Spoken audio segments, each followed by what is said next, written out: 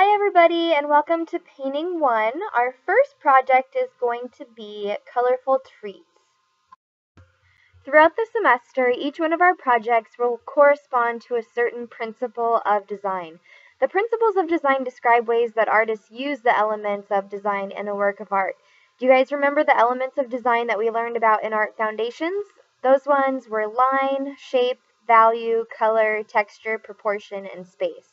This semester, we're going to learn about another 7 tools to add to our art toolbox.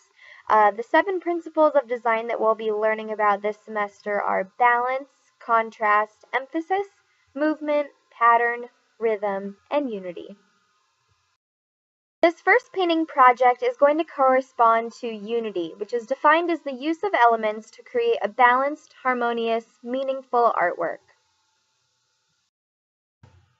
We'll take inspiration from the artist Wayne Thiebaud, who's an American artist who is widely known for his colorful works depicting commonplace objects.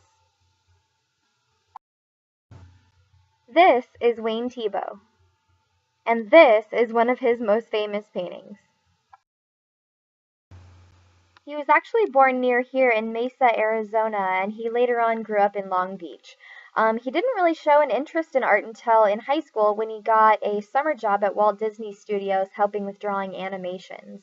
After that, that's when he decided to enroll in the Frank Wiggins Trade School in LA, but that was interrupted by World War II. He served in the Air Force, but his skills as an artist kept him out of fighting combat. Afterwards, he married his wife and they had some children. He didn't really do a whole lot in the art scene until about the 1950s, and that's where he really just went for it. He took a sabbatical, he took all of his paintings, he rolled up his canvases, and spent so much time just wandering up and down the streets of New York City, begging for someone to put his work in a gallery. And just when he gave up, he was strolling down the streets of New York when he met an art dealer named Alan Stone. At first, he was a little bit indifferent to Wayne Thiebaud's very simple food paintings, but once he put them in the gallery, they were flying off the walls. He had record sales, and everybody was just astounded at how popular Wayne Thiebaud had gotten virtually overnight.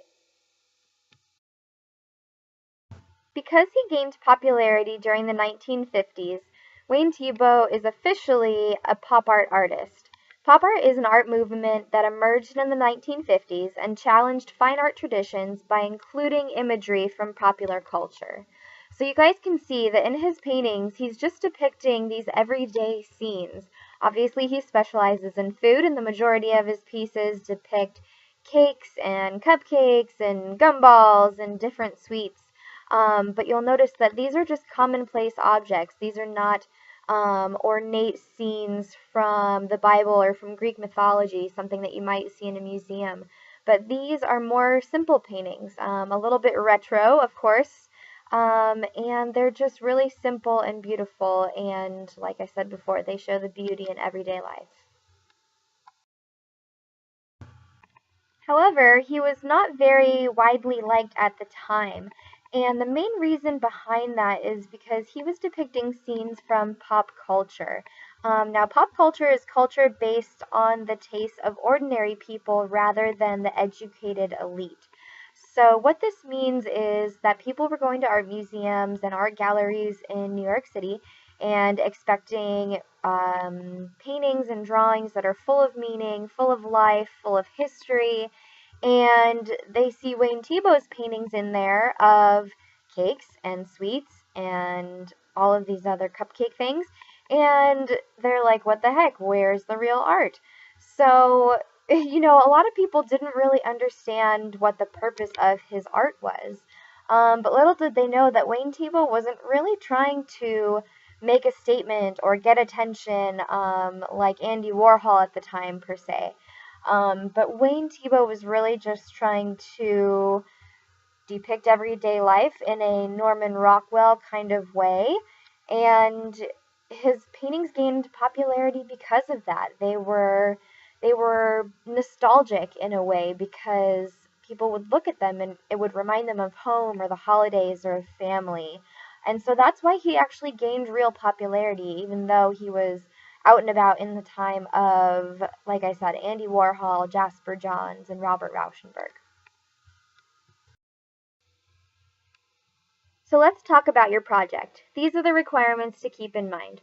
First of all, make sure to create an interesting composition. So you may want to keep your subject matter in the center, you might want to offset it a little bit, but play around in your sketchbook a little bit to find one that you like. Second of all, you need to choose a triadic color scheme, which we'll talk about in just a second, and include all three colors somewhere in the piece. And last, make sure to focus on details and shading. So use this as as kind of a warm up to get used to your different paintbrushes and figure out which one is good for what kind of detail. A triadic color scheme is a group of three colors that are evenly spaced from each other on the color wheel. So let's take a look at the color wheel. In this example, we have violet, green, and orange. Notice that they're evenly spaced from each other on the color wheel. So choose three colors. Okay, here we go. So the first thing I did was just to create a background color. I always like to do a base color first before I do my painting on top.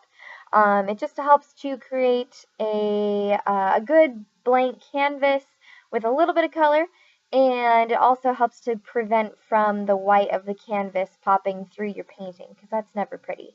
The next thing I did after I let that dry was to do my sketch. I really like sketching with white charcoal pencil on top of the paintings because it seems to show up a little bit better than regular pencil, and it's also a little bit easier to erase and to cover up with paint. So I almost always do the white charcoal pencil. Once you guys are done with the white charcoal, go ahead and start painting. I chose to create a little waffle and strawberry scene here. So my triadic color scheme was red, yellow, and blue. I plan to have red in my strawberries. I'm mixing some yellow in with my waffle color to give it that good golden tone to make it look like it's nice and crispy and toasted.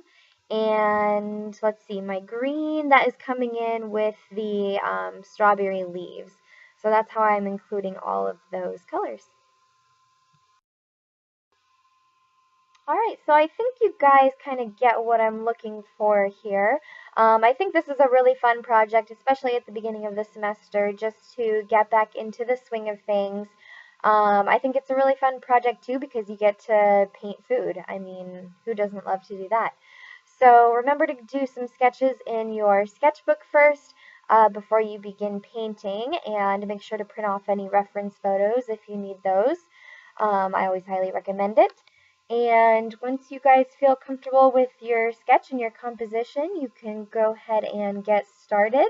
Don't forget to turn it in on the back countertop there where the Painting One basket is, and complete the online rubric as well. Alright, that's about it for me, you guys. So thanks so much for watching, and good luck with your first project.